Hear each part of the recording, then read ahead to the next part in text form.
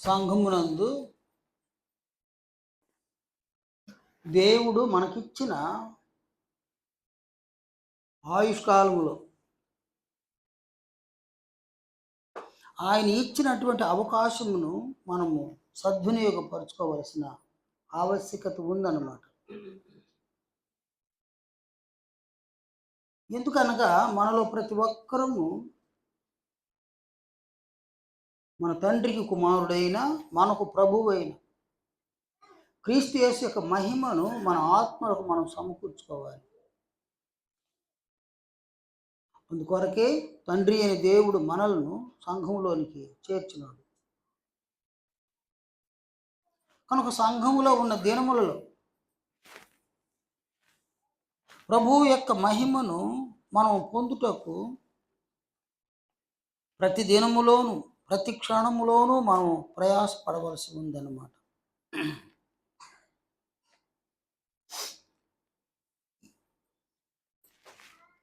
ప్రభువు యొక్క మహిమను పొందడానికి సంఘములో దేవుడు చేసినటువంటి ఆ ఏర్పాట్లు మనం సంపూర్ణంగా ప్రతి ఒక్కరము కొనసాగవలసి ఉందన్నమాట. చూడండి, హెబ్రీ గ్రంథకర్త ఇలా వ్రాసినాడు అన్నమాట.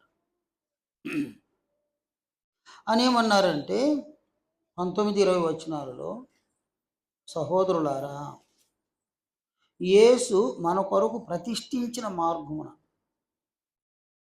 అంటే ప్రభు అయిన క్రీస్తు యేసు మన కొరకు ప్రతిష్ఠించినటువంటి ఒక మార్గం, ఏర్పరిచినటువంటి ఒక మార్గం. ఆ మార్గమును గురించి ఆయన ఏమన్నాడంటే, నూతనమైనది జీవము గలది ఆయన శరీరము అను తెర ద్వారా ఏర్పరచబడింది అయిన మార్గమున. అంటే సంఘాన్ని ఉద్దేశించి ఆయన మార్గము అని అన్నాడు. సంఘము మార్గము. సంఘములో ఉన్న వ్యక్తులను పరలోక రాజ్యానికి చేర్చేటువంటి ఒక మార్గం. ఆ మార్గమునందు ఆ మార్గమే నూతనమైంది. ఆ మార్గములో జీవముంది. ఆ మార్గము ఆయన శరీరం, క్రీస్తు యొక్క శరీరం. కనుక ఈ మార్గములో ఆయన మనల్ని ఉంచినాడు. అనగా నూతనమైన సంఘములో, జీవం గల సంఘములో ఆయన శరీరముల అవయవాలుగా మనల్ని ఉంచినాడు అన్నమాట. ఇలా ఆయన శరీరంలో మనల్ని ఉంచడానికి ఎలా ఆయన ఉంచినాడంటే, ఆయన కుమారుడైన క్రీస్తు రక్తం చేత మనలను పరిశుద్ధపరచబడి ఆ పరిశుద్ధ స్థలమైన సంఘములోనికి ఆయన మనల్ని ఉంచినాడు అన్నమాట. అందువల్ల మనలో ప్రతి ఒక్కరు కూడా సంఘములో ఉన్న దినములలో, అనగా నూతనమైనటువంటి సంఘము, జీవము గల సంఘము, ఆయన శరీరము అనే సంఘము, ఈ సంఘములో ఉన్న దినములలో మనలో ప్రతి ఒక్కరము కూడా ఏ శరీరంలో మనం అవయవాలుగా ఉన్నాము, ఏ జీవములో పాలివారముగా ఉన్నాము, ఆ జీవాధిపతి అయిన క్రీస్తు యొక్కయు ఆ శరీరం మనం క్రీస్తు యొక్కయు మహిమలోనికి మనం రూపాంతరం చెందవలసిన ఆవశ్యకత ఉందన్నమాట. అందువలన మనం ఏం చేయవలసి ఉందంటే, సంఘంలో ఉన్న దినాల్లో మనం ఇలా చేయవలసి ఉంది.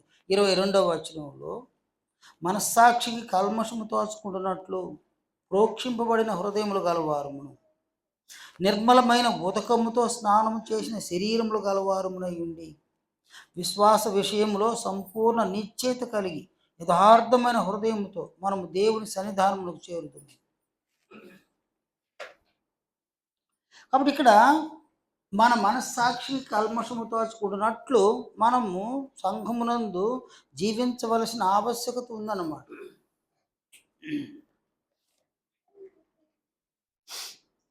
అంటే నీ మనస్సాక్షి నీ మీద దోషారోపణ చేయకుండా నీవు జాగ్రత్త పడాలి. మన మనస్సాక్షి మన మీద దోషారోపణ చేయకుండా మనం జాగ్రత్త పడాలి.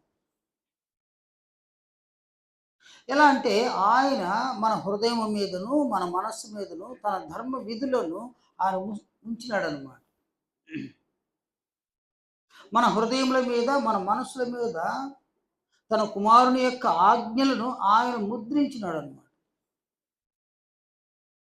దేవుని కుమారుడైన మన ప్రభు అయిన క్రీస్తు యొక్క ఆజ్ఞలను మన హృదయాలలో, మన మనస్సులలో మనం కలిగి ఉన్నాం.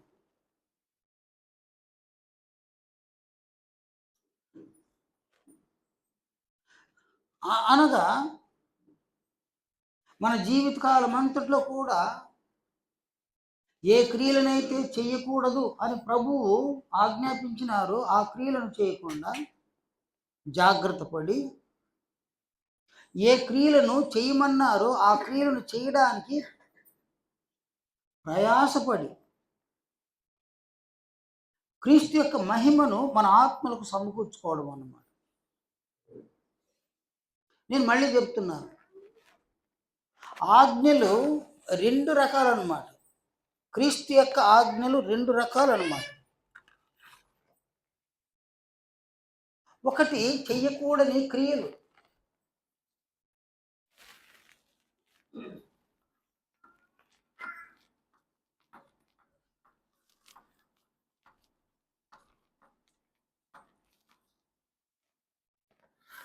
ఇందులో ఒకటి చేయకూడని క్రియలు.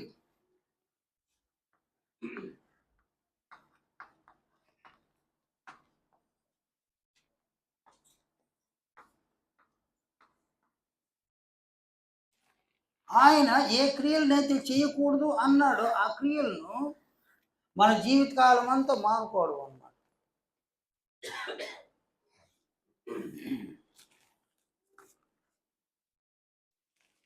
ఎఫెసీ 5వ అధ్యాయము 3వ వచనం నుండి 5వ వచనం వరకు, మీలో జారత్వమే గాని, ఏ విధమైన అపవిత్రతే గాని, లోభత్వమే గాని వీటి పేరైనను ఎత్తకూడదు. ఇదే పరిశుద్ధులకు తగినది. కృతజ్ఞతా వచనమే మీరు ఉచ్చరింపవలను గాని, మీరు బూతులైనను, పోకిరి మాటలైనను, సరసోక్తులైనను ఉచ్చరింపకూడదు. ఇవి మీకు తగవు. అంటే చెయ్యకూడని క్రియలు అన్నమాట.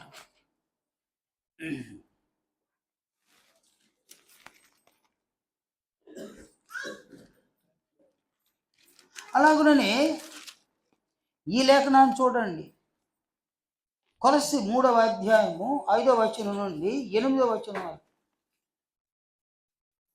భూమి మీదనున్న మీ అవయములను అనగా జారత్వమును, అపవిత్రతను, కామాతురతను, దురాశను, విగ్రహారాధనైన ధనాపేక్షను చంపివేయి. వాటి వలన దేవుని ఉగ్రత అవిధేయుల మీదకి వచ్చును. పూర్వము వారి మధ్య జీవించినప్పుడు మీరును వీటిని అనుసరించి నడుచుకుంటుంది. ఇప్పుడైతే మీరు కోపము, ఆగ్రహము, దుష్టత్వము, దూషణ, మీ నోట బూతులు అని వీటన్నిటిని విసర్జించుడి. ఒకరితో ఒకడు అబద్ధమాడు. మనకి ఇక్కడ కొలస్సీ 3 5వ వచనం నుంచి 8వ వచనం వరకు, ఎఫెసీ 5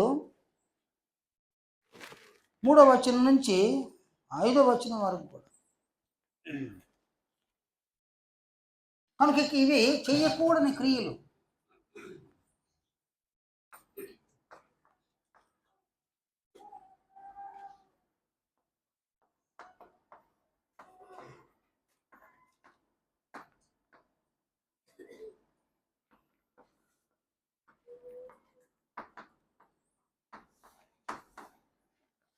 ఇవి చెయ్యకూడని క్రియలు అన్నమాట.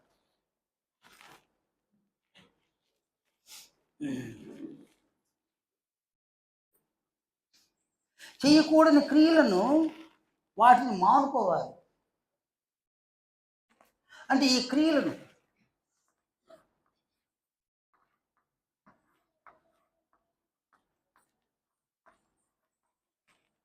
మానుకోవాలన్నమాట.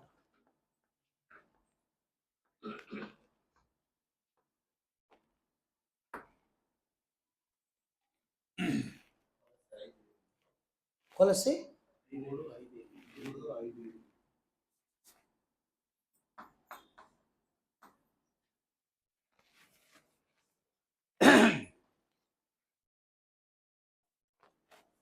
అంటే ఏ క్రియలను చేయకూడదు అని అన్నాడు, ఆ క్రియలు చేయడమే శరీరానికి ఇష్టం అన్నమాట.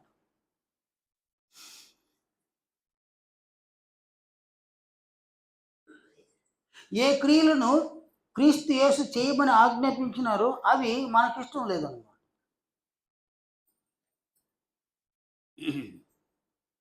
కనుక ఇక్కడ నీకు ఇష్టము కాకపోయినా క్రీస్తు యొక్క ఆజ్ఞలను సంఘ జీవితంలో మనం అనుసరించవలసిన ఆవశ్యకత ఉంది.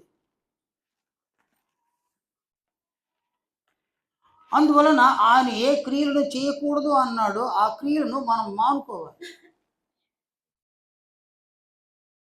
అంటే ఏ క్రియలను చేయకూడదు అన్నాడో ఆ క్రియలను మనం మానుకోకపోతే ప్రత్యక్షంగా క్రీస్తును మనం అవమానపరిచిన వాళ్ళం అవుతాం. ఆయన ఆజ్ఞను అతిక్రమించి ఆయనకు అవమానాన్ని కలుగు చేస్తాం. ఆయనను అవమానపరిస్తే ఆయన తండ్రి అయిన దేవునికి మనము అవమానాన్ని కలుగు చేస్తాం అన్నమాట. కనుక నీకు ఇష్టం లేకపోయినా ఆయన ఏ క్రియలను చేయకూడదని చెప్పినాడు ఆ క్రియలను జీవితకాలంలో చేయకుండా మానుకోవాలన్నమాట. మానుకుంటే నీకు మేలు, నాకు మేలు. ఎందుకంటే మన వ్యక్తిత్వంలోనికి చెడు స్వభావాలు, చెడు గుణాలు, చెడు లక్షణాలు చేరవన్నమాట. చెడు గుణాలు, చెడు లక్షణాలు, చెడు స్వభావాలు నీలో ఏర్పడితే నీవు క్రీస్తు యొక్క మహిమను పొందలేవు అన్నమాట.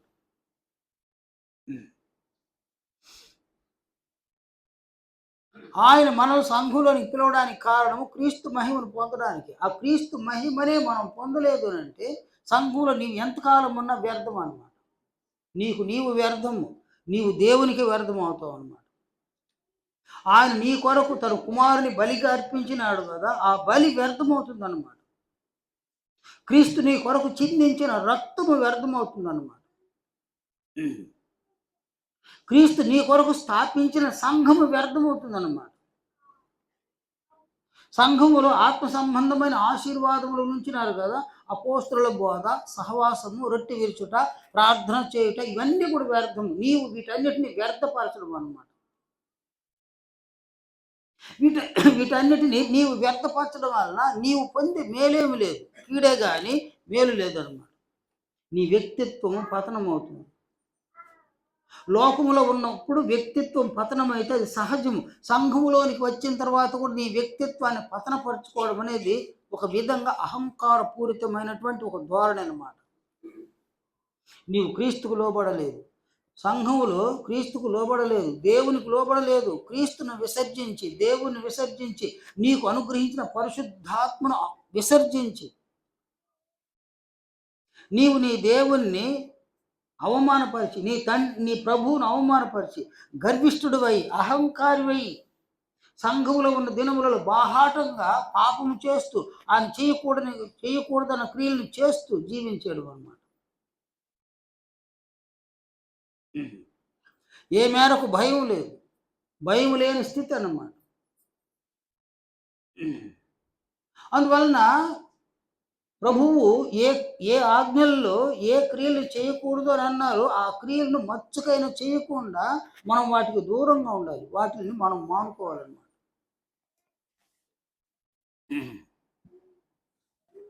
అలాగే చేయవలసిన క్రియలను చేయడం అంటే ఇక్కడ చేయవలసిన క్రియలు ఉన్నాయన్నమాట.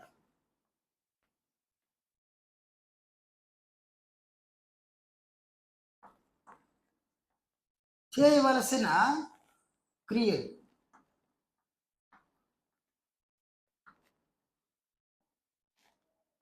ఈ చేయవలసిన క్రియలను మనం ఎప్పటికీ దృష్టించాలన్నమాట.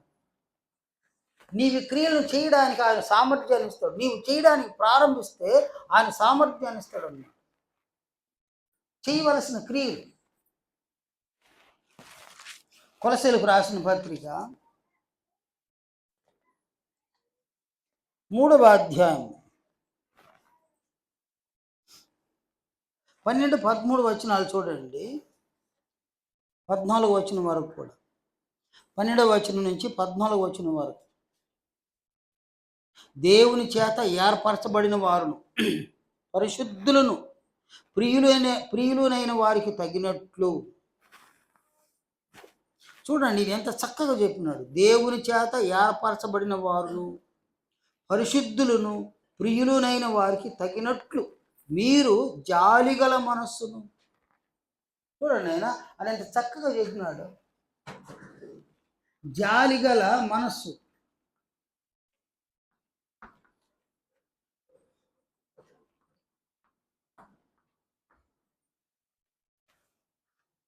జాలిగల మనస్సును, దయాళుత్వమును, వినయము.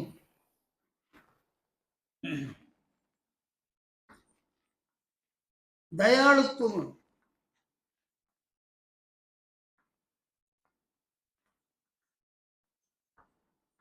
వినయమును,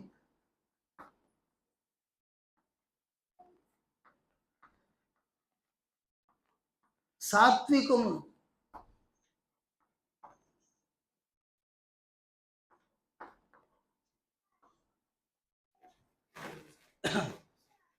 అలాగే దీర్ఘశాంతమును ధరించుకొనుడి. దీర్ఘశాంతం.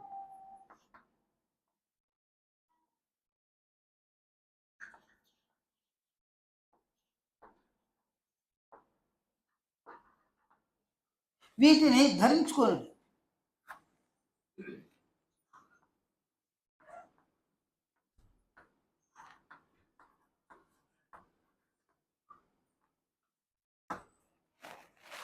అంటే నీ వ్యక్తిత్వంలోనికి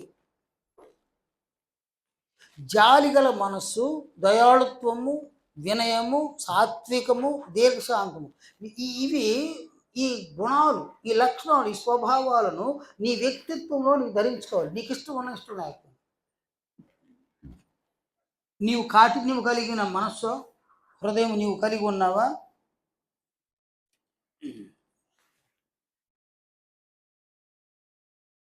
సహజంగా మనుషులు కాఠిన్యం కలిగి ఉంటారు అన్నమాట. ఎంతగా కఠినమై ఉన్నారంటే వాళ్ళకి ఏదైనా ఒక కీడు జరగాలి, వారికి ఏదైనా ఒక నష్టం జరగాలి, వారికి ఏదైనా ఒక అపాయం జరగాలని మనస్సులో కాంక్షించేవాళ్ళు అనమాట. అది కాఠిన్యం అన్నమాట. ఎవరి మీద నీకు ఇష్టం లేదు, ఎవరంటే నీకు కష్టముగా ఉందో వారికి కీడు జరగాలి, వారికి నష్టం జరగాలి, వాళ్ళకు ఒక ఆపద సంభవించాలి, వాళ్ళు చెడిపోవాలి, ఇవన్నీ వాళ్ళకి జరిగితే ఆనందించడం అన్నమాట. ఇది ఒక ఆనందం. అది కేవలము మానవీకమైన ఆనందం కాదు, దైవీకమైన ఆనందం కాదు, పైచాచిక ఆనందము అని అంటారు అనమాట. చూడండి ఆయన, ఎవరైనా ఒకరిని తిడుతూ ఉన్నారనుకోండి, మనకిష్టం లేని వ్యక్తిని మరొక వ్యక్తి తిడతా ఉన్నారు, మనం ఆనందించడం అన్నమాట, లోపల ఆనందించడం అన్నమాట. ఇంకా తిట్టాలి, ఇంకా తిట్టాలి, ఇంకా తిట్టాలి. మనం తిట్టలేము, కానీ ఎవరో తిడితే మనం ఆనందిస్తాం. అలాగే ఎవరైనా ఒకరు మనకిష్టం లేని వ్యక్తిని కొట్టినారనుకో మనం ఆనందించడం. అలాగే మనకు ఇష్టం లేని వ్యక్తికి అపాయం జరిగిందా మనం లోపల ఆనందించడం అన్నమాట. ఇది కాఠిన్యం అన్నమాట, కాఠిన్యాన్ని కలిగి ఉండడం అన్నమాట. సరే, మనకు సమృద్ధిగా ఆహారం ఉంది, ఎవరైనా మనకిష్టం లేని వ్యక్తి పస్తులు ఉంటే మనకు ఆనందం అన్నమాట. అట్లుండాలి, వాళ్ళు అలా ఉండాలని. ఇది ఒక కాఠిన్యం అన్నమాట. మనం బాగుండాలి, మనకిష్టం లేని వ్యక్తులు పాడైపోవాలి. ఇది ఎంత కాఠిన్యము అంటే అంత కాఠిన్యం అన్నమాట. అందువల్ల నేనేమంటాడంటే జాలిగల మనసు కావాలి అని అంటాడు అనమాట. జాలిగల మనసు. చిన్న పిల్లలు నడుచుకుంటూ వెళ్ళి కింద పడ్డారంటే వాళ్ళ మీద మనము కాఠిన్యాన్ని చూపించాం, జాలి చూపిస్తాం అన్నమాట. వెంటనే పరిగెత్తుకుంటూ వెళ్ళి ఆ బిడ్డను లేవనెత్తాం అన్నమాట. లేవనెత్తి మట్టి తగిలితే తుడుస్తాం అన్నమాట. తుడిచి ఏడవకుండా సముదాయిస్తాం అన్నమాట. అది పిల్లల మీద మనకున్న జాలి. కొన్ని సందర్భాల్లో జాలి చూపించే మనము కొన్ని సందర్భాల్లో కాఠిన్యాన్ని చూపిస్తాం అన్నమాట. కనుక చేయకూడని క్రియల్లో కాఠిన్యం అనేది ఒకటి ఉందన్నమాట. నీవు కఠినుడవైతే కఠినరాలువైతే ఎదుటి వారికి కీడు చేయడమే. నీవు కీడు చేసుకో అంటే ఎదుటి వారికి కీడు చేయడము, నీవు కీడు చేసుకోవడం అన్నమాట. అలా కాకుండా జాలిగల మనస్సును కలిగి ఉండడు, దయాళుత్వాన్ని కలిగి ఉండడం అన్నమాట. జాలిగల మనస్సు, దయాళుత్వం అన్నమాట.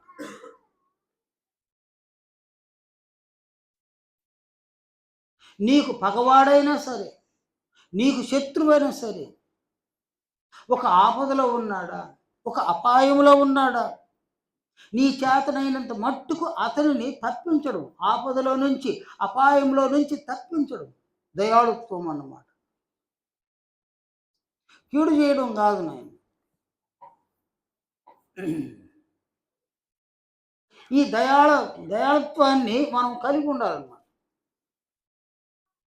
కానీ మనము ఏం ఆలోచన చేస్తుంది, ఎప్పుడు ఎవరికి కీడు చేద్దాము, ఎప్పుడు ఎవరికి హాని చేద్దాము, ఎప్పుడు ఎవరికి నష్టం కలుగు చేద్దాము, ఈ ఆలోచనలు మన మనసును తొలిచేస్తుంటాయి అన్నమాట.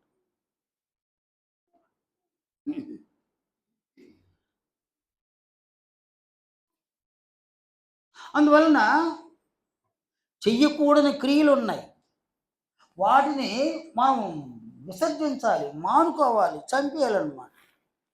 చెయ్యవలసిన క్రియలు ఉన్నాయన్నమాట. వినయం, నీవెవరితో మాట్లాడినా వినయంగా మాట్లాడడం అన్నమాట. నీవు ఎలాంటి ప్రవర్తన అయినా వినయంగా ఉండడం, నీ మాటలు వినయంగా కనిపించడం, నీ ప్రవర్తన వినయంగా కనిపించడం, నీ క్రియలు వినయముగా కనిపించడం అన్నమాట. వినయము అనగా మృదుత్వము నాయన, చాలా మృదుత్వం అంటే మృదువుగా మాట్లాడడం, మృదువుగా క్రియలను చేయడం, మృదువుగా ప్రవర్తించడం అన్నమాట. నీ ప్రవర్తనలో మృదుత్వం ఉండడం, నీ మాటలలో మృదుత్వం, నీ క్రియలలో మృదుత్వం అన్నమాట. ప్రేమతో కూడిన ఈ మృదుత్వాన్ని మనం అగుపరచాలన్నమాట. నీ మాటలు కాఠిన్యంగా ఉండకూడదు, నీ క్రియలు కాఠిన్యంగా ఉండకూడదు, నీ ప్రవర్తన కాఠిన్యంగా ఉండకూడదు. ఎంతో మృదుత్వాన్ని మనము అగుపరచాలన్నమాట. ఆ మృదుత్వాన్ని మనం కలిగినప్పుడు వినయమైన వ్యక్తులుగా ఉంటాం అన్నమాట. వినయ భయభక్తులు మనలో ఉంటాయన్నమాట. అలాగనే సాత్వికం, దీర్ఘశాంతం.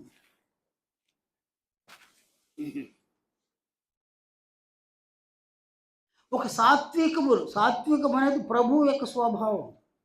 దీర్ఘశాంతం అనేది కూడా ఆయన స్వభావం, అన్నీ కూడా ఆయన స్వభావాలు.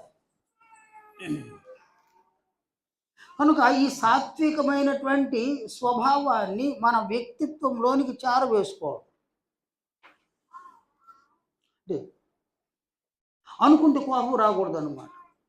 సాత్వికి కోపం రాదన్నమాట. కొంతమందికి కోపము పలకరించగానే పైకి వచ్చేస్తుంది అన్నమాట.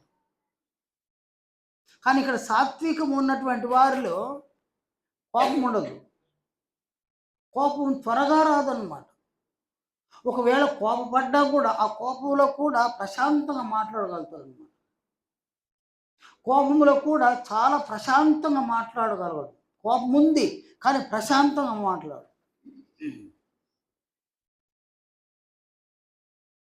కనుక ఇక్కడ నీవు అన్ని పరిస్థితుల్లో కూడా సావధానంగా మాట్లాడడం, సావధానంగా ఆలోచన చేయడం అన్నమాట. త్వరపడి త్వరగా కోపం రాకూడదు అన్నమాట. సాత్వికము అనేదాన్ని మనం కలిగి ఉంటే త్వరగా మనం కోపపడి క్రియ చేసినా కూడా కోపం రాదన్నమాట. నేను కోపపడే క్రియలను ఎవరైనా చేసినారు, మనకు కోపం రాదన్నమాట. కానీ కోపం అనే స్వభావం మనకు ఉంటే కోపపడని మాట మాట్లాడినా, కోపపడని క్రియ చేసినా కూడా కోపం వచ్చేస్తుంది అన్నమాట. అందువల్ల ఇక్కడ సాత్వికమును మనం కలిగి ఉండడం, ఎవరి మీద కోపపడకుండా.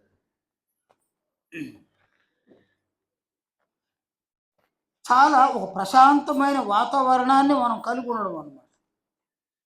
సాత్వికము, దీర్ఘశాంతం. నీ విషయంలో ఎంతమంది నీకు హాని చేయాలనుకున్నా, ఎంతమంది కీడు చేయాలనుకున్నా, ఎంతమంది నిన్ను అవమానపరచాలనుకున్నా, ఎంతమంది నిన్ను దూషించాలనుకున్నా, ద్వేషించాలనుకున్నా, వారు అవి చేసినా నీవు దీర్ఘశాంతాన్ని కలిగి ఉండడం అన్నమాట. వెంటనే స్పందించడం కాదు. నన్ను ఇలా మాట్లాడతారా, నన్ను ఎంత అవమానపరుస్తారా, నన్ను ఇట్లా అని కాదు దీర్ఘశాంతం అన్నమాట. నీవు దీర్ఘశాంతమును కలిగి ఉంటే ఆ దీర్ఘశాంతం ప్రభువుని క్రీస్తు యేసులో ఉంది. ఆ దీర్ఘశాంతాన్ని నీవు కలిగి ఉంటావు. యూదులు అనేకులు ఆయన అవమానపరిచినప్పుడు ఆయన దీర్ఘశాంతాన్ని కలిగి ఉన్నాడు. ఆయన నిందించినప్పుడు దీర్ఘశాంతం, దూషించినప్పుడు దీర్ఘశాంతం కలిగి ఉన్నాడు, సహనం కలిగి ఉన్నాడు ఆయన. కనుక క్రీస్తు యొక్క స్వభావాలు మన వ్యక్తిత్వంలోనికి రావడానికి ఏ క్రియలను చేయమన్నారో ఆ క్రియలను మనము మన జీవితకాలంలో చేయాలి. కాఠిన్యం లేకుండా జాలిగల మనసును మనం కలిగి ఉండాలన్నమాట. ఎవరైనా ఒక అపాయంలో ఉన్నారా, వారి మీద జాలి చూపించడం. ఒక కష్టంలో ఉన్నారా, జాలి చూపించడం. ఒక నష్టంలో ఉన్నారా, జాలి చూపించడం. అనారోగ్యంలో ఉన్నారా, జాలి చూపించడం.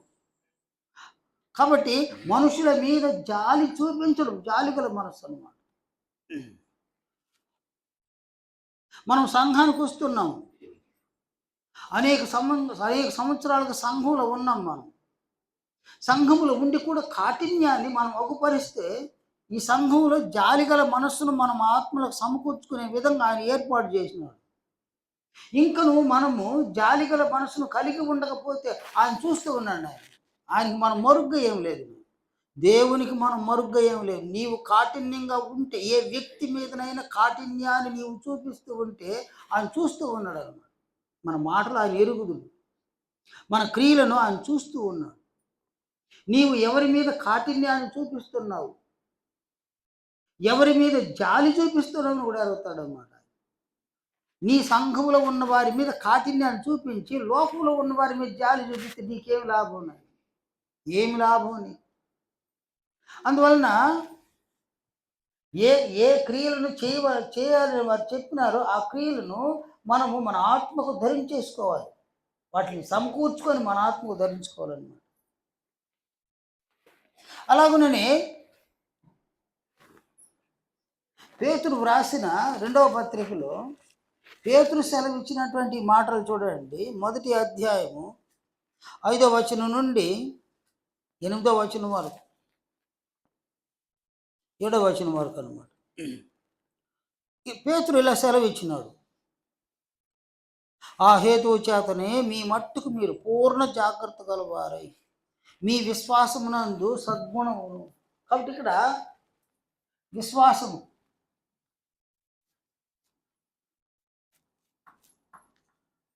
సద్గుణము,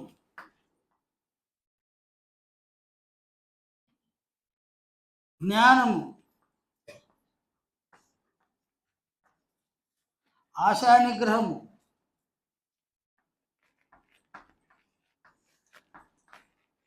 సహనము, భక్తి, సహోదర ప్రేమ,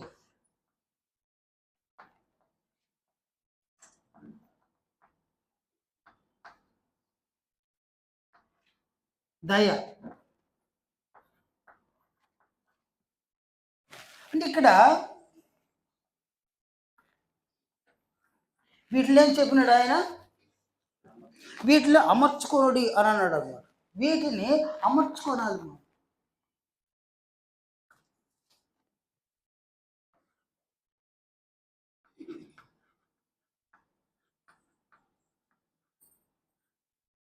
అంటే ఈ స్వభావాలను, విశ్వాసం అనే స్వభావాన్ని, సద్గుణము అనే స్వభావాన్ని, జ్ఞానము అనే స్వభావాన్ని, ఆశానిగ్రహము, సహనము, భక్తి, సహోదర ప్రేమ, దయ, ఈ స్వభావాలను ఆత్మకు అమర్చుకోవాలి. ఆత్మకు ధరించుకోవడము, ఆత్మకు అమర్చుకోవడం అన్నమాట. సంఘములో ఉన్న దినములలో క్రీస్తు యొక్క ఆజ్ఞలలో ఏమి చేయకూడదో వాటిని మానుకోవాలి, విసర్జించాలి, చంపివేయాలి. ఏమి చేయవలసిన క్రియలు ఉన్నాయో వాటిని ఆత్మకు ధరించుకోవాలి. స్వభావాలను ఆత్మకు ధరించుకోవాలి, ఆత్మకు అమర్చుకోవాలి.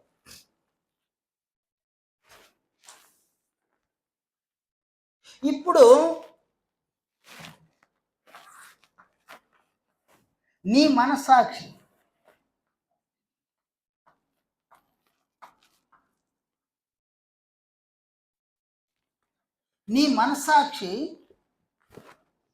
నీకు సాక్ష్యం ఇస్తుందన్నమాట.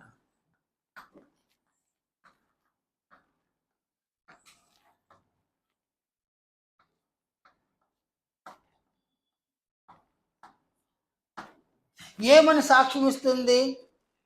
నీవు నీ ఆత్మకు క్రీస్తును పోలిన స్వభావాలను, గుణాలను, లక్షణాలను నీ ఆత్మకు ధరించుకున్నావు, నీవు అమర్చుకొని ఉన్నావు. కనుక ఏ నిరీక్షణను బట్టి దేవుడు నిన్ను సంఘంలోని పిలిచినాడో ఆ నిరీక్షణను నీవు సఫలం చేసుకుంటూ ఉన్నావు అని నీ మనస్సాక్షి నీకు సాక్ష్యం ఇస్తుందన్నమాట.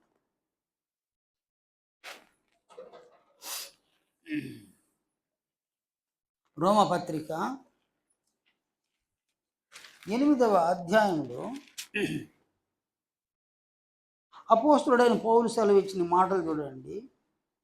24వ వచనంలో, ఏలయనగా మనము నిరీక్షణ కలిగిన వారమై రక్షింపబడితిమి.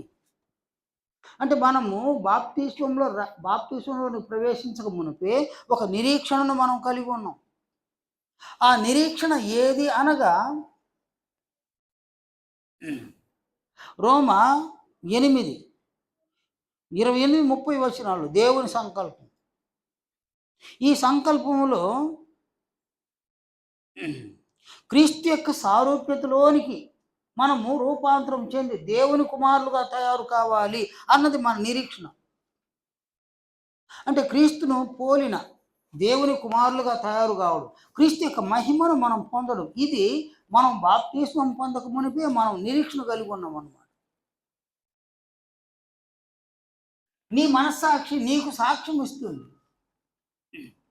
నీవు నిరీక్షణను సఫలం చేసుకున్నావు. నీవు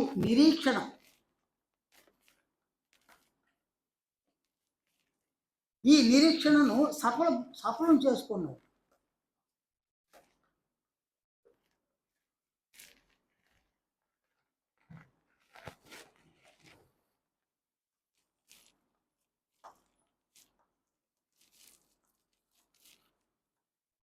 నీ నిరీక్షణను సఫలం చేసుకున్నావు. ఎలా అంటే క్రీస్తు మహిమను పొందినవు.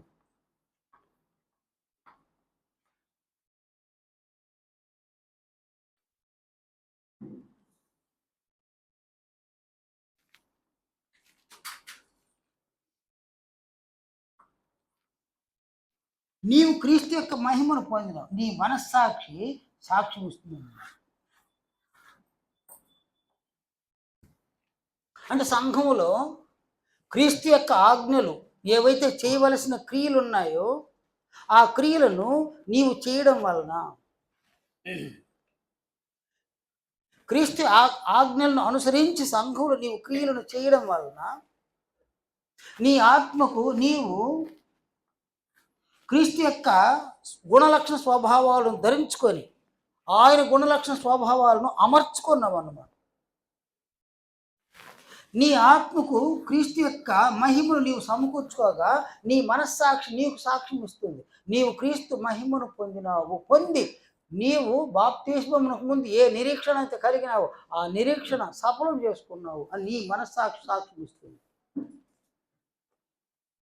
మన మనస్సాక్షి సాక్ష్యం ఇస్తుంది. రోజంతట్లో కూడా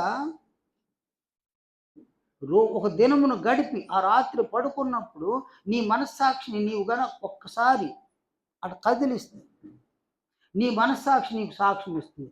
ఈ దినములో నేను ఎవరెవరితో మంచిగా మాట్లాడినాను, ఎవరెవరితో ద్వేషపు మాటలు, దూషణ మాటలు, అలాగే ఎలాంటి చెడ్డ మాటలు నేను మాట్లాడినాను, నీ మనస్సాక్షి సాక్ష్యం ఇస్తుందన్నమాట. నీ మనస్సాక్షి సాక్ష్యం ఇస్తే నీవు కాదనలేవు, నీవు కాదని చెప్పలేవు అన్నమాట. నన్ను మీరెవరైనా ఎవరినైనా దూషించేసి వాళ్ళు వచ్చి నన్ను నువ్వు దూషించినట్టు నేను దూషించలేదు అని చెప్పవచ్చు అన్నమాట. కానీ నీ మనస్సాక్షికి అలా చెప్పలేవు అన్నమాట. నీవు చేసిన చెడు క్రియలు నీ మనస్సాక్షి నీకు సాక్ష్యం ఇస్తుంది. నీవు మాట్లాడిన చెడ్డ మాటలను సాక్ష్యం ఇస్తుంది. నీవు చెడ్డగా మాట్లాడినావు అని నీ మనస్సాక్షి నీ మీద దోషారోపణ చేస్తే నీ మనస్సాక్షి నువ్వేం చేయలేవు అన్నమాట. అదే నీ భార్య నీవు చెడ్డ మాటలు మాట్లాడిన ఆమెను కొట్టడానికి కూడా పోవచ్చు, మనం కొట్టి ఆమెను అదుపు చేసేవచ్చు. కానీ నీ మనస్సాక్షిని మాత్రం అదుపు చేయలేవు. అలాంటి ఒక శక్తివంతమైన మనస్సాక్షిని దేవుడు నీలో నాలో ఉంచినాడు అన్నమాట. అలాగే ఒక చెడ్డ క్రియ చేసినావు, నీవు చేసిన చెడ్డ క్రియని ఎవరో చూసినారు, నువ్వు చెడ్డ క్రియ చేసినావు, వాళ్ళని బెదిరించి భయపెట్టి చెప్పనీయకుండా చేయొచ్చు అనమాట. కానీ నీ మనస్సాక్షి దోషారోపణ చేస్తుంది, నీవు చెడ్డ క్రియ చేసినావు. దినమంతట్లో మనం జీవించి రాత్రి పడుకుంటే మనస్సాక్షి మనకి దోషారోపణ చేస్తుంది అన్నమాట. ఈ దినంలో ఫలానా వాళ్ళతో చెడ్డగా మాట్లాడను, ఫలానా సందర్భంలో చెడ్డ క్రియ చేసిన దోషారోపణ చేస్తాను. తీర్పు దినమున నీ మీద సాక్ష్యం ఇచ్చేది నీ మనస్సాక్షి, నా మీద సాక్ష్యం ఇచ్చేది నా మనస్సాక్షి అన్నమాట. అందువలన మనస్సాక్షి కల్మషము తోచుకుంటున్నట్లు మనము బహు జాగ్రత్త పడాలన్నమాట. హెబ్రీ 10వ అధ్యాయంలో ఆయన చెప్పినటువంటి మాటలు చూడండి. 22వ వచనంలో మనస్సాక్షి కల్మషము తోచుకుంటున్నట్లు ప్రోక్షింపబడిన హృదయములు గలవారమును నిర్మలమైన ఉదకముతో స్నానము చేసిన శరీరములు గలవారమునై ఉండి. కాబట్టి నీ మనస్సాక్షి నీ మీద దోషారోపణ చేయకుండా, నీలో కల్మషము మనస్సాక్షి కనబడనివ్వకుండా నువ్వు బహు జాగ్రత్త పడాలంటే నీ హృదయము ప్రోక్షింపబడాలన్నమాట. నీ హృదయము ప్రోక్షింపబడాలి.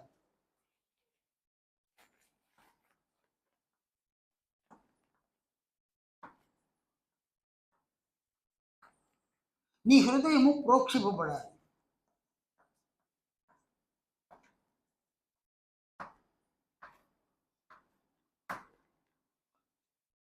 కాబట్టి ఇక్కడ నీ హృదయాన్ని నీవు ప్రోక్షించాలి.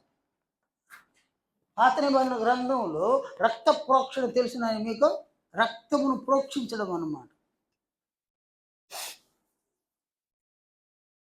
ప్రధాన యాజకుడు ఒక్కడే రక్తాన్ని అతి పరిశుద్ధ స్థలంలోనికి తీసుకొని వెళ్ళి ఆ రక్తమును ప్రోక్షిస్తాడు అనమాట. అలాగున నీ హృదయమును ప్రోక్షించాలన్నమాట. క్రొత్త నిబంధనకు నీ హృదయాన్ని ప్రోక్షించాలన్నమాట. అప్పుడైతే రాతి పలకల మీద రక్తమును ప్రోక్షించినారు, ఇప్పుడైతే క్రొత్త నిబంధనకు నీ హృదయాన్ని ప్రోక్షించాలన్నమాట. అంటే నీ హృదయాన్ని క్రొత్త నిబంధనకు అప్పగించేయాలి, నీ హృదయాన్ని క్రీస్తుకు అప్పగించేయాలి, నీ హృదయాన్ని క్రీస్తు యొక్క ఆజ్ఞలకు అప్పగించేయాలన్నమాట.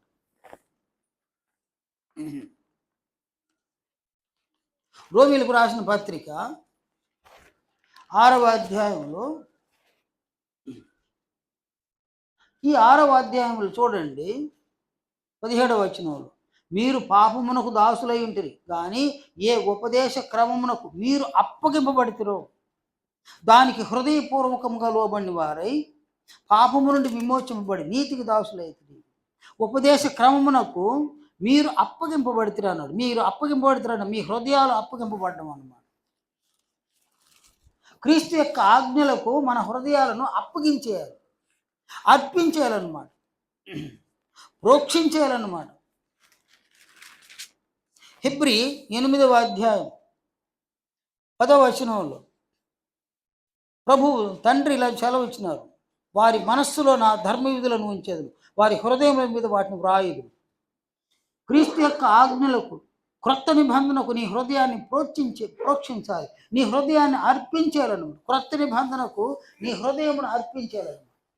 అంటే క్రీస్తు యొక్క ఆజ్ఞలకు, అంటే చేయవలసిన క్రియలు ఏవైతే ఉన్నాయో ఆజ్ఞల్లో, ఆ ఆజ్ఞలకు నీ హృదయాన్ని ప్రోక్షించాలి, అప్పగించాలన్నమాట. నీ హృదయమును అప్పగించాలి. చెయ్యకూడని చెడు కార్యాలు కాదు నీ హృదయాన్ని అప్పగించాల్సింది, చెయ్యవలసిన మంచి క్రియలకు నీ హృదయాన్ని అప్పగించాలన్నమాట, ప్రోక్షించాలి. ప్రోక్షింపబడిన హృదయములు కలగాలి. అలాగనే ప్రోక్షింపబడిన హృదయములు గలవారుగా మనం ఉండాలి. నిర్మలమైన ఉదకముతో స్నానము చేసిన శరీరములు. నెక్స్ట్ చూడండి ఆయన, నిర్మలమైన ఉదకముతో స్నానం చేసిన శరీరం.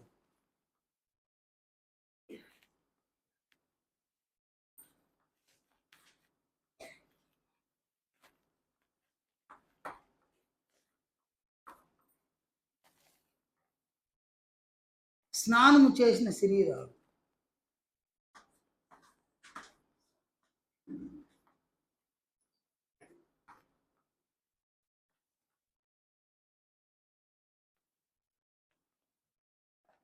నంబర్ 1, మన హృదయం ప్రోక్షింపబడాలి, క్రొత్త నిబంధనకు ప్రోక్షించాలి. నంబర్ 2, మన శరీరము నిర్మలమైన ఉదకముతో స్నానం చేసిన శరీరం ఉండాలి. మీరు ఎవరైనా స్నానం చేసేటప్పుడు ఎలాంటి ఉదకాన్ని, ఎలాంటి నీళ్ళను వాడతారు నైనా? బురద నీళ్ళు, అదేనా సైడ్ కాలువలు, డ్రైనేజ్ వాటరు, అవన్నీ శరీరానికి స్నానం చేయడానికి వాడతారు. మీరా మనం త్రాగడానికి ఎంత పరిశుభ్రమైన నీటిని ఎంచుకుంటామో, స్నానం చేయడానికి కూడా అంతే పరిశుభ్రమైన నీటిని ఎంచుకుంటాం అన్నమాట.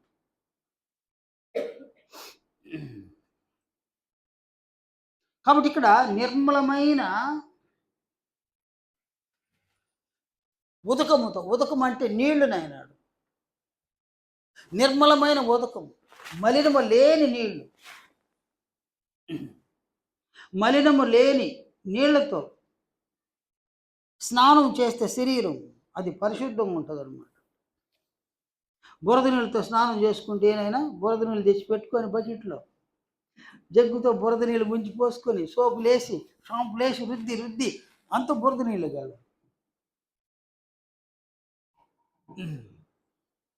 బురద నీళ్ళతో స్నానం చేసి శరీరం ఎలా ఉంటుంది నాయన? శరీరం అది నిర్మలంగా ఉంటుందా? శరీరం నిర్మలంగా ఉంటుందా? అది ఉండదు అన్నమాట.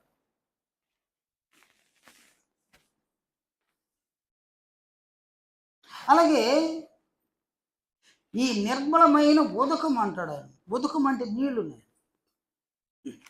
ఈ నీళ్ళే జీవజలపు నీళ్ళు అన్నమాట, జీవజలం అన్నమాట.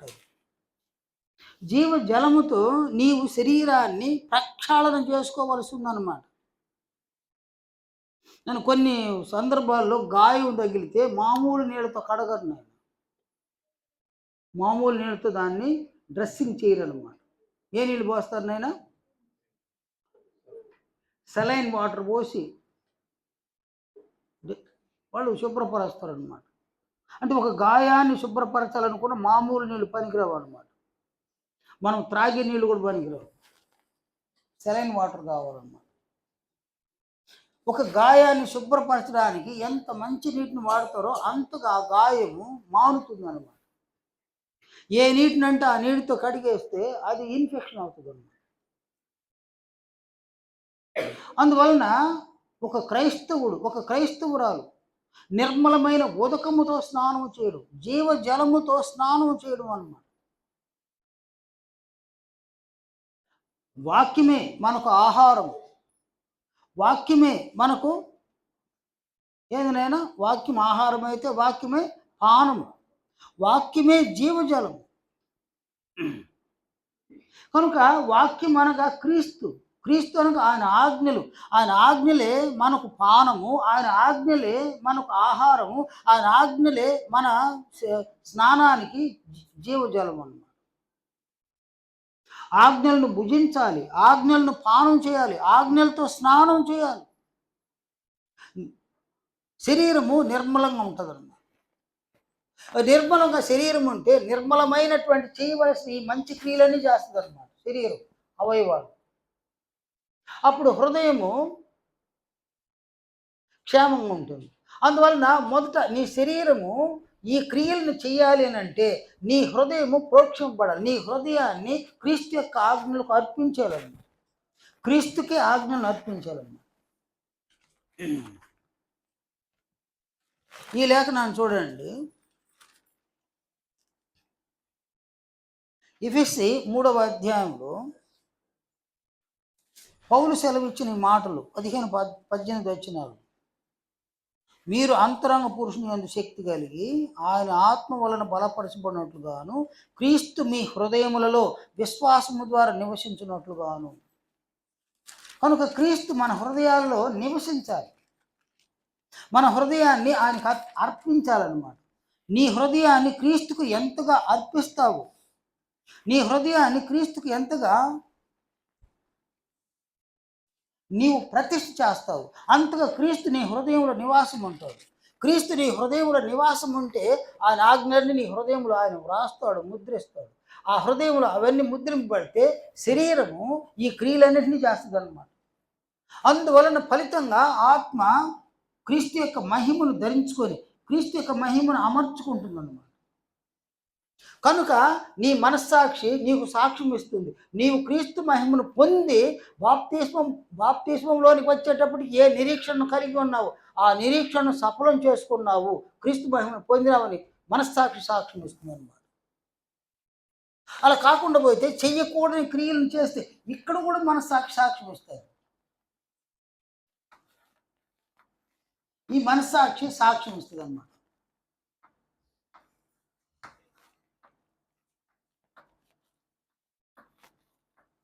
మనస్సాక్షి సాక్ష్యం ఇచ్చింది. ఏమని సాక్ష్యం ఇస్తుంది? నీవు క్రీస్తు యొక్క ఆజ్ఞలను అతిక్రమించి సాతాను రూపంలోనికి మారినావు అని సాక్ష్యం ఇస్తుంది అనమాట. పూర్తిగా ఇక్కడ ఈ క్రియలను అయితే ఎవరైతే చేస్తారో, చెయ్యకూడని క్రియలను ఎవరు చేస్తారో వాళ్ళు పూర్తిగా సాతాను రూపంలో మారుతారు.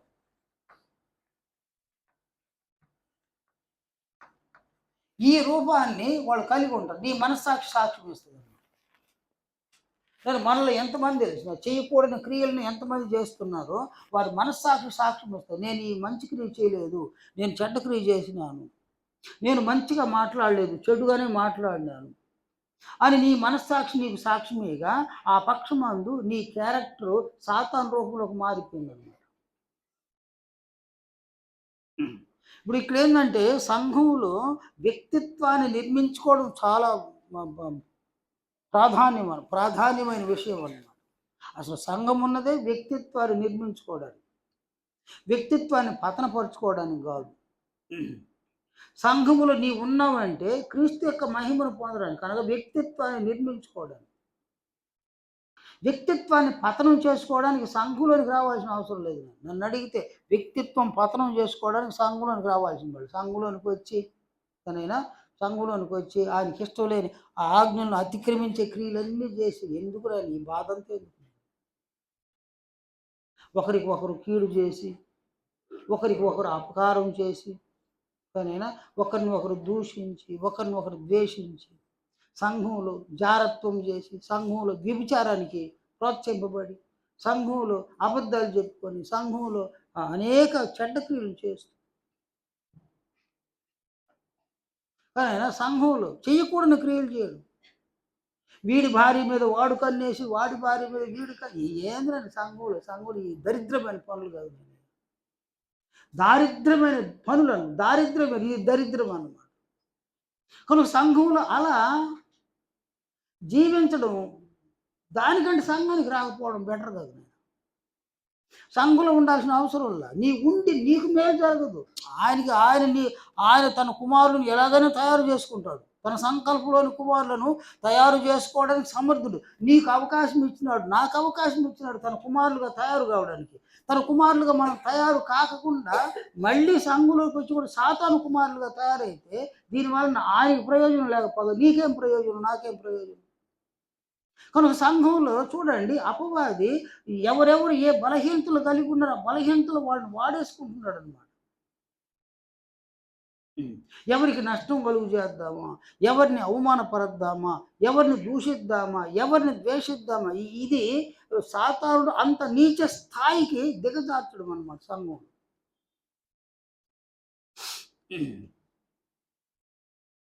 నిన్ను, నీ శరీరాన్ని నిర్మలంగా ఉంచుకోకుండా అసలు నీ శరీరం పాడైపోవాలన్నమాట. నీ ఆలోచనలు, నీ మాటలు, నీ ప్రవర్తన, నీ నడత, నీ జీవితము సంఘంలో నీ శరీరాన్ని అపవిత్రపరుచుకునే విధంగా చేస్తాడు సాతాను. వాడు చేసేది కాదు నాయన, వాడు చేయడు. సంఘం వెలుపులో ఉన్న వాడిని వాడు వాడు అలా చేస్తాడు. సంఘంలో ఉన్న నిన్ను నీవే నీ శరీరాన్ని పతనం చేసుకుంటావు. ఇక్కడ సాతానుడి మీద నేరం మాపులేమన్నమాట. ఎందుకంటే ఆయన మనల్ని రక్షించి సంఘంలో చేసి క్రీస్తు శరీరంలో అవయవాలు గుంచున్నాడు అనమాట. ఇప్పుడు మనం సాతాను మీద నెట్టేయకూడదు. లోకంలో ఉన్నవాడు సాతాను మీద నెట్టొచ్చు, మనం సాతాను మీద నెట్టడానికి ఇలా. నీవు క్రీస్తు శరీరంలో అవయవంగా ఉండి నీవు క్రీస్తుకు భిన్నంగా క్రియ చేస్తే, నీవు సాతాను మీద నెట్టివేస్తే, ఆ పక్షమందు క్రీస్తు నిన్ను చెడు కార్యాలు చేయడానికి ప్రోత్సహిస్తున్నాడా? చెడు మాటలు మాట్లాడడానికి, చెడు క్రియలు చేయడానికి క్రీస్తు నిన్ను ప్రోత్సహిస్తున్నాడు. గలతీలకు రాసిన పత్రికలో ఈ సంగతిని అపోస్తుడైన పౌలు తెలియజేసినాడు అన్నమాట. 2వ అధ్యాయంలో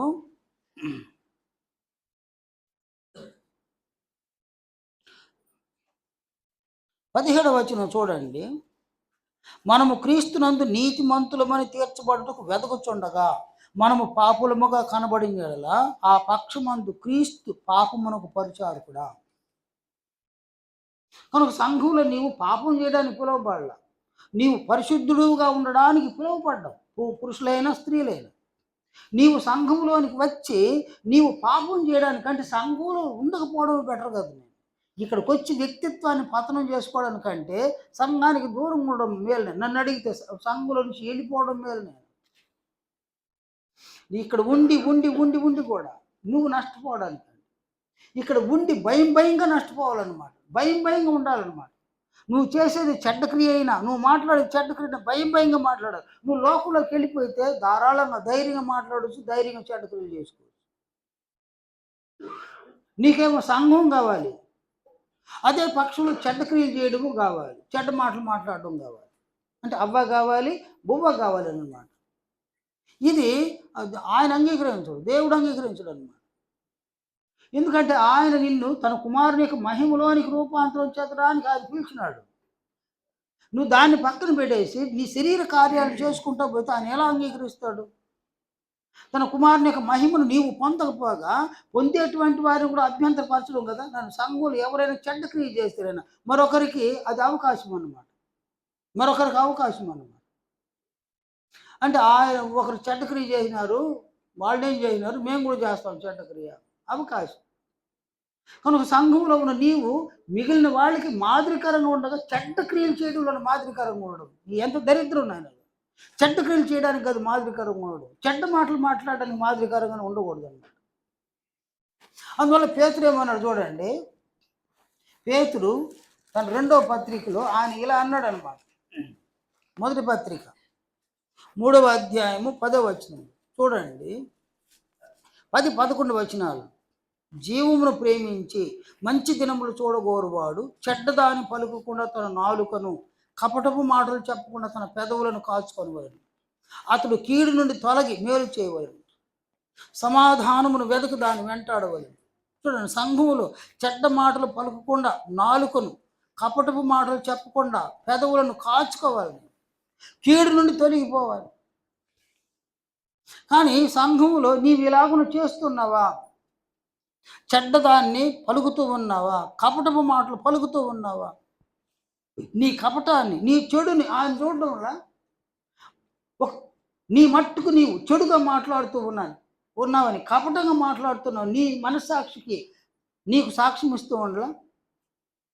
నీ మట్టుకు నీకు తెలుస్తూ ఉండలా నేను చెడ్డగా మాట్లాడుతున్నాను, కపటంగా మాట్లాడుతున్నాను, నీకు తెలియడం వల్ల? అలాగనే నీ చుట్టూ ఉన్న వాళ్ళకి తెలియడం వల్ల నీవు చెడ్డగా మాట్లాడుతున్నావు, కపటంగా మాట్లాడుతున్నావు అని చుట్టూ ఉన్నవాడికి తెలియదు. తెలుసు నాయన, మనుషులు ఏమంత అమాయకులు కాదు. నీవు మాట్లాడే ఏ మాటనైనా పసిగట్టే శక్తి మనుషులకు ఉంది, నీ చుట్టూ ఉన్నవారికి ఉందన్నమాట. కనుక చుట్టూ ఉన్నవారి ముందు వేషధారణ వేసుకొని చెడ్డ మాటలు పలికి, కపటపు మాటలు పలికి నీవు చెడుగా నడుచుకుంటే ఆ పక్షముందు సంఘానికి ఏమి మెసేజ్ ఇస్తున్నాం మనం? సంఘానికి ఏం మెసేజ్ ఇస్తున్నాం మనం? అందువలన సంఘములోనికి ఆయన మనల్ని పిలవడానికి గల కారణం తన కుమారుని యొక్క మహిమను మనం పొందడానికి ఆయన మనల్ని పిలిచినాడు అన్నమాట. ఆయన కుమారుని యొక్క మహిమను మనం పొందడానికి ఆయన మనల్ని పిలిచినాడు. ఇందుకొరకే ఆయన తన కుమారుని ద్వారా ఆజ్ఞలు మనకి ఇచ్చినాడు అన్నమాట. ఆజ్ఞలను అనుసరించడమే మన జీవితం. మన జీవితము ఆజ్ఞలను అనుసరించడం, ఆజ్ఞలను అతిక్రమించడం కాదు మన జీవితం. నీవు ఆజ్ఞలను అతిక్రమించినావా, నీ క్యారెక్టర్కి నీవే భంగాన్ని కలిగించుకున్నావు అన్నమాట. ప్రసంగి 12వ అధ్యాయము 13వ వచనం చూడండి. ప్రసంగి 12వ అధ్యాయం 13వ వచనం. ప్రసంగి ఇలా సెలవు ఇచ్చినాడు, ఇదంతయు వినిన తరువాత తేలిన ఫలితార్థం ఇదే, దేవుని యందు భయభక్తులు కలిగి ఉండి ఆయన కట్టడలను అనుసరించి నడుచుకొని చూడవలెను. మానవ కోటికి ఇది ఏ విధి. దేవుని యొక్క ఆజ్ఞలను అనుసరించడమే మానవ కోటికి విధిగా ప్రసంగి తెలియజేసినాడు అన్నమాట. కనుక నేడు సంఘమునందు క్రీస్తు యొక్క ఆజ్ఞలను అనుసరించడమే మన విధి అన్నమాట. నీవు క్రీస్తు యొక్క ఆజ్ఞలను అనుసరించడానికి ఇష్టం లేదా? దయచేసి ఒక ఆదివారం లేచి నిలబడి అందరికీ నమస్కారం చేసి నేను సంఘానికి రాని వెళ్ళిపోవచ్చు. ఇబ్బంది ఏమి లేదు, ఇబ్బంది ఏమి లేదన్నమాట. ఎందుకంటే క్రీస్తు మహిమను పొందడానికి నిన్ను పిలువగా నీవు ఇక్కడికి వచ్చి క్రీస్తు మహిమను కాక సాతానుని పోలి జీవించి నీవు మనుషులకు అందరికి సంఘంలో ఉన్న వారికి ఏ మాదిరికరమైన జీవితాన్ని చూపించాలో దాన్ని చూపించకుండా సాతాను రూపాన్ని చూపిస్తే తాను చెడ్డ కోతి వనమంతా జడి చేసిందని నిన్ను బట్టి కొంతమంది చెడిపోయే పరిస్థితులు ఉన్నాయన్నమాట.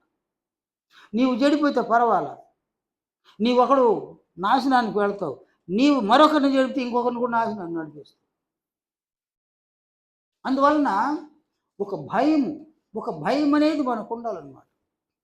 దేవుడు నన్ను సంఘంలోనికి పిలిచినాడు, అనేకులను పిలవలు ఆయన నన్ను పిలిచినాడు తన కుమారుని యొక్క మహిమను పొందడానికి. ఆయన కుమారుని యొక్క మహిమను పొందకపోయినా పర్వాలా, సాతాను యొక్క రూపంలోకి మాత్రం నేను మారకూడదు, వాని మాటలు నేను మాట్లాడకూడదు, వాని క్రియలు నేను చేయకూడదు అని సంసిద్ధంగా ఉండాలి.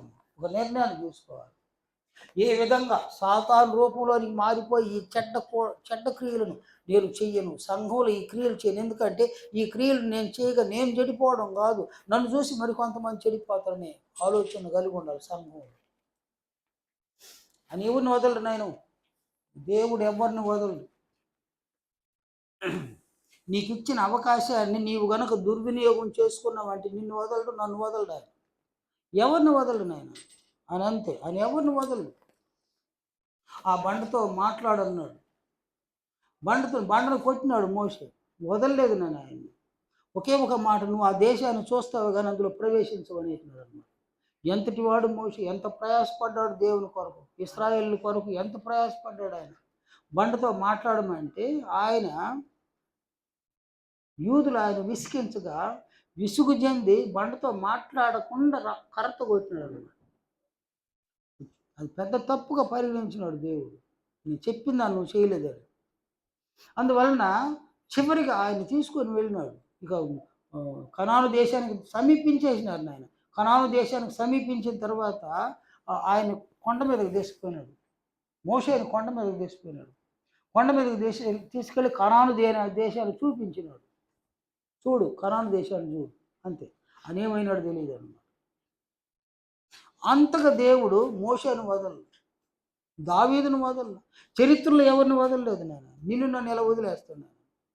భయం ఉండాలి మనకు, వాళ్ళని చూసి మనకు భయం ఉండాలి. అందువలన ఈయన చెప్పినటువంటి మాటలు చూడండి, కొరింథీ మొదటి పత్రికలో ఆయన చెప్పినటువంటి మాటలు మనం చూడగలం అన్నమాట. కొరింథీ మొదటి పత్రిక 10వ అధ్యాయం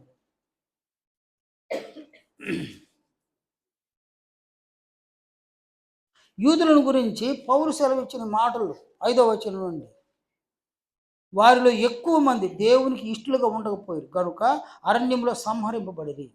వారు ఆశించిన ప్రకారము మనము చెడ్డ వాటిని ఆశించకుండానట్లు ఈ సంగతులు మనకు దృష్టాంతములుగా ఉండవు.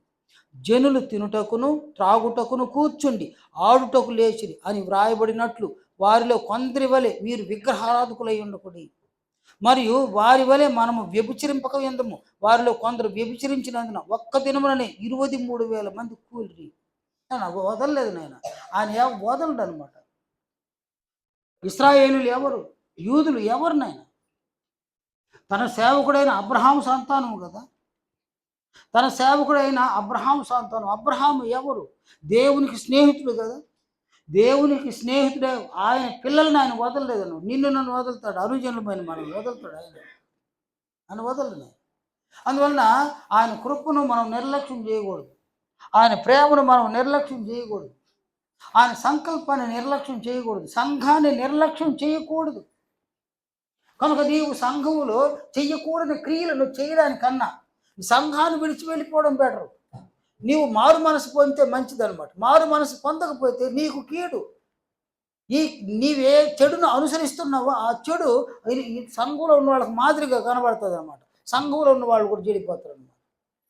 నీవు సాతాను రూపంలోకి మారడం కాదు, మరి కొంతమంది సాతాను రూపంలోకి మారిపోయే విధంగా నీవు ప్రోత్సహిస్తావు వ్యక్తులు. చాలా చాలా చెడ్డదన్నమాట.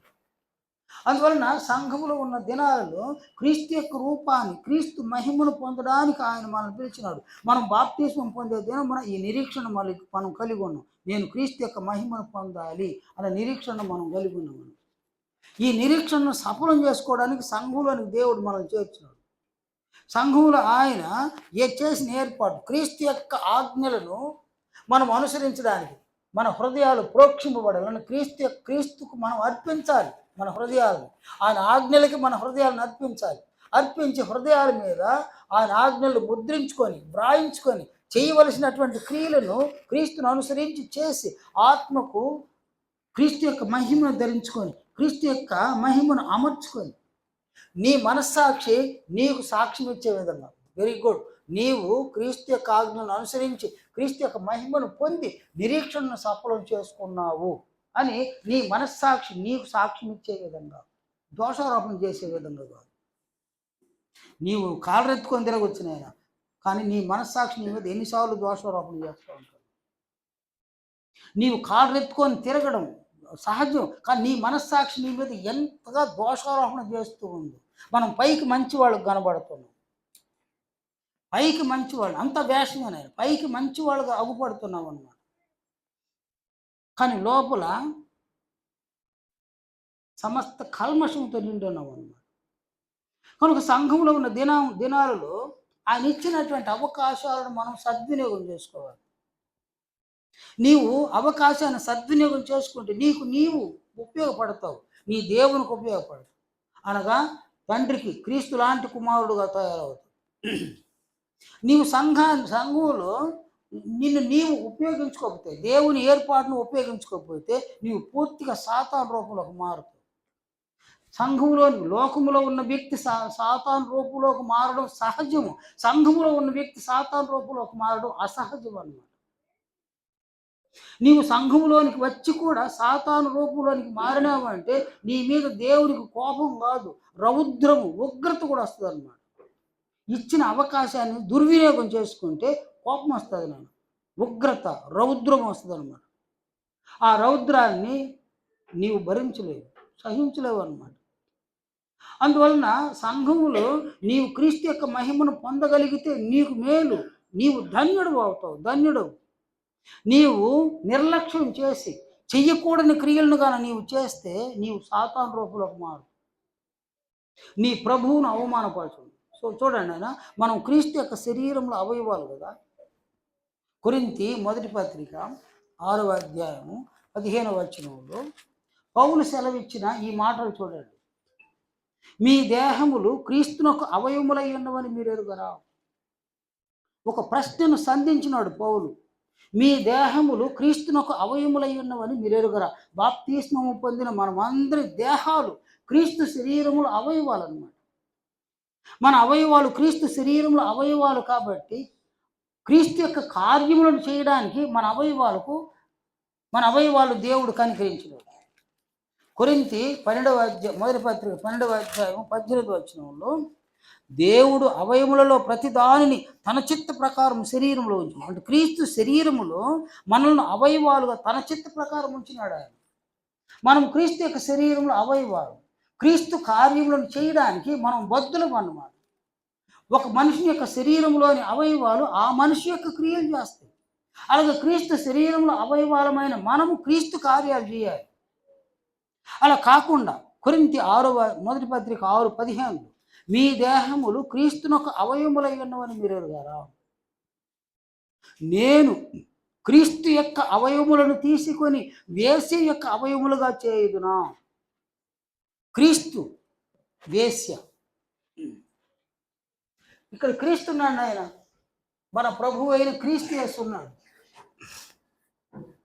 సేమ్ వేశ్య వీడన్నమాట.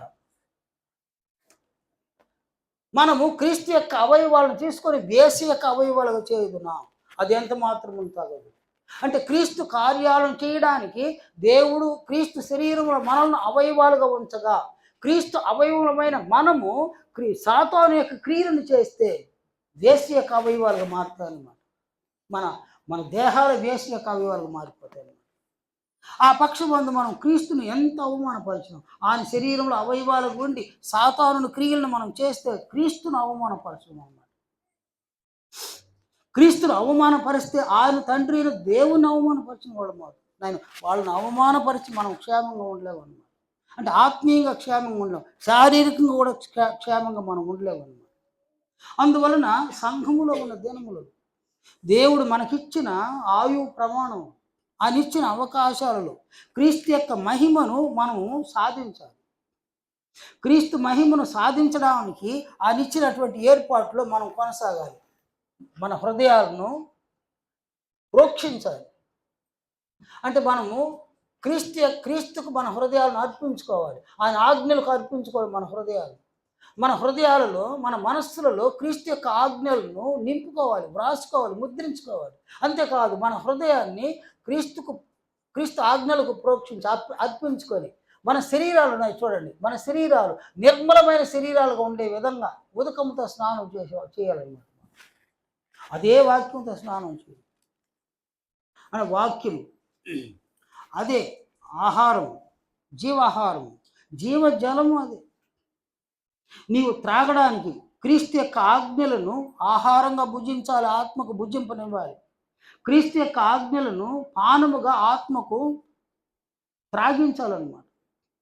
అలాగే క్రీస్తు యొక్క ఆజ్ఞల నీళ్లతో నీ శరీరానికి స్నానం చేసుకోవాలన్నమాట. నీ హృదయము పవిత్రంగా, నీ మనస్సు పవిత్రంగా, నీ శరీరము పవిత్రంగా, క్రీస్తు యొక్క ఆజ్ఞలను అనుసరించేటువంటి శరీరము పవిత్రంగా ఉంటుంది, పరిశుద్ధంగా ఉంటుంది. క్రీస్తు యొక్క ఆజ్ఞల్లో జీవం ఉంది, క్రీస్తు జీవాధిపతి, ఆయన ఆజ్ఞల్లో జీవం ఉంది. ఆజ్ఞలను అనుసరించేటువంటి శరీరము సజీవంగా ఉంటుందన్నమాట. రోమపత్రిక 12 అపోస్తులుడైన పౌలు సెలవిచ్చిన ఈ మాటలు చూడండి. రోమ 12 సహోదరులారా, పరిశుద్ధమును దేవునికి అనుకూలమునైన సజీవ యాగముగా మీ శరీరములను ఆయనకు సమర్పించుకోడని దేవుని వాత్సల్యమును బట్టి మిమ్మల్ని బతిమాలుకుంటున్నాను. కనుక మన శరీరంలో సజీవంగా ఉండాలన్నమాట. నీ శరీరము నిర్జీవంగా ఉండకూడదు. అక్కడ చేయకూడని క్రియలను చేస్తే నీ శరీరం నిర్జీవంగా ఉంటుందన్నమాట. చేయవలసిన క్రియలను మనం చేస్తే మన శరీరం సజీవంగా ఉంటుంది. ఎందుకంటే క్రీస్తు యేసు సజీవుడు, ఆయన ఆజ్ఞలు సజీవం, ఆయన మాటలు సజీవం, ఆయన చేసినటువంటి క్రియలు సజీవం అన్నమాట. యోహాను సువార్త 6:68 ప్రభువు అనేక మంది శిష్యులు ప్రభువుని విడిచి వెళ్ళిపోయినారు. అప్పుడు ప్రభువు మీరు కూడా వెళ్ళిపోవాలని ఉన్నారా అని శిష్యులను అడిగినాడు. 67 అప్పుడు పేతురు అన్నాడు, ప్రభువా, ఎవని యొద్దకు వెళ్ళుదుము? నీవే నిత్య జీవపు మాటలు గలవాడవు, నీవే దేవుని పరిశుద్ధుడు. క్రీస్తు నిత్య జీవము, క్రీస్తు పరిశుద్ధుడు అన్నమాట. ఆయన మాటలు నిత్య జీవము, ఆయన చేసిన క్రియలు నిత్య జీవము.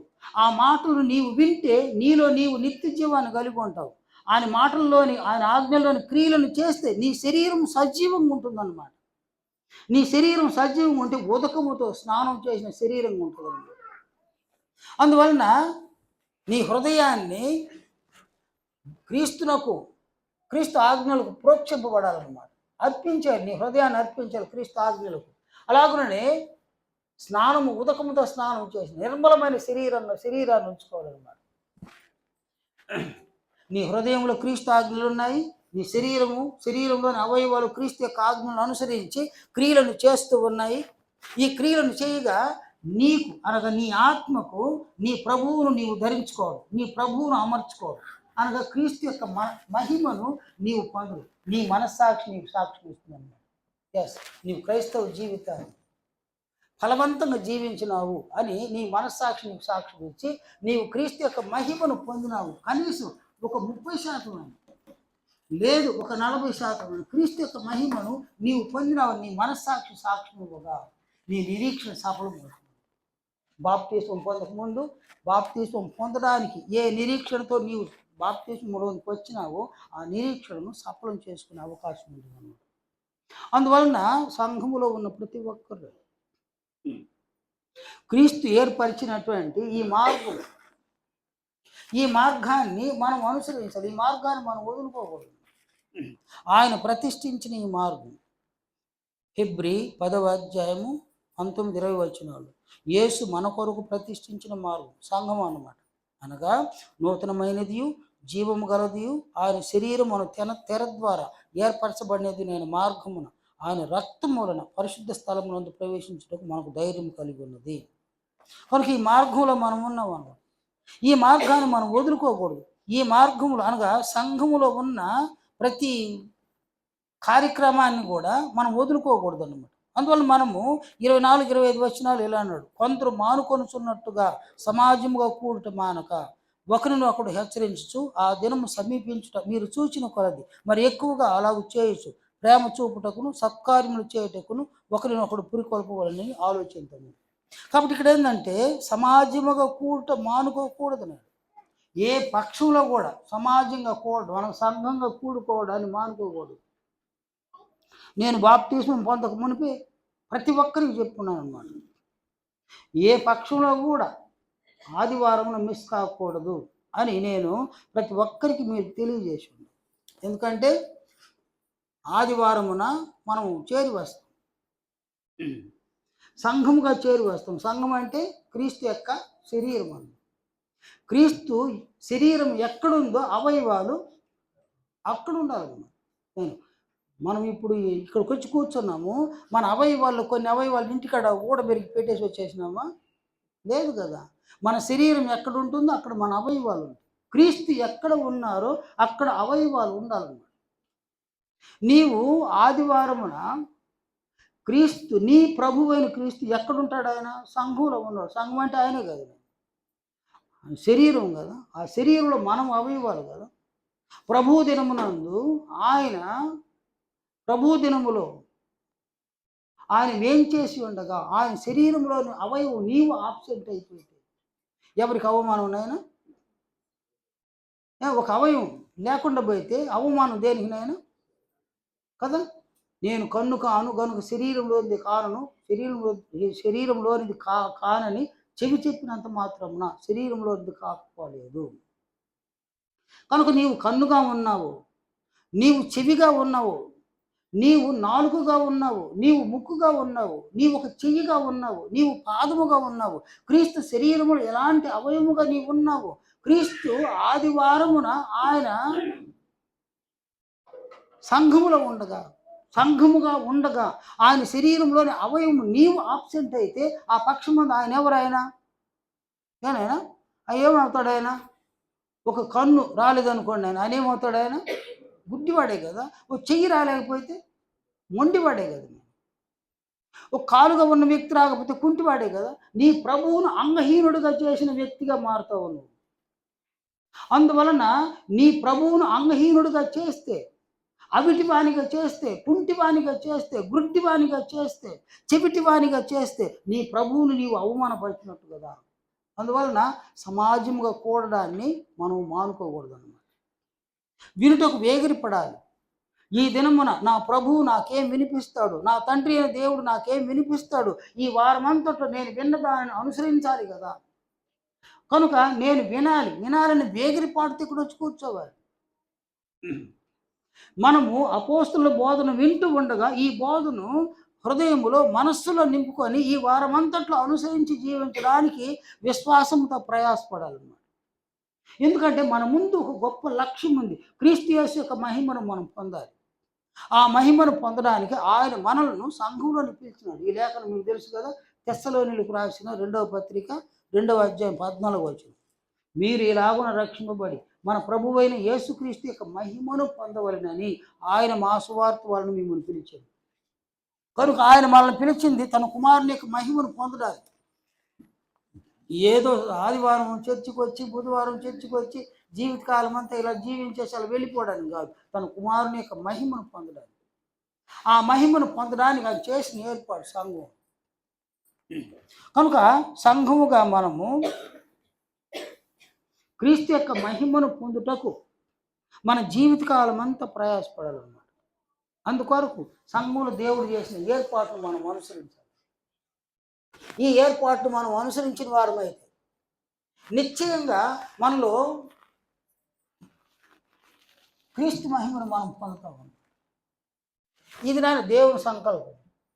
మనము క్రీస్తు యొక్క మహిమను పొందడం అనేది దేవుని యొక్క సంకల్పం. రోమపత్రిక 8వ అధ్యాయం 29వ వచనం.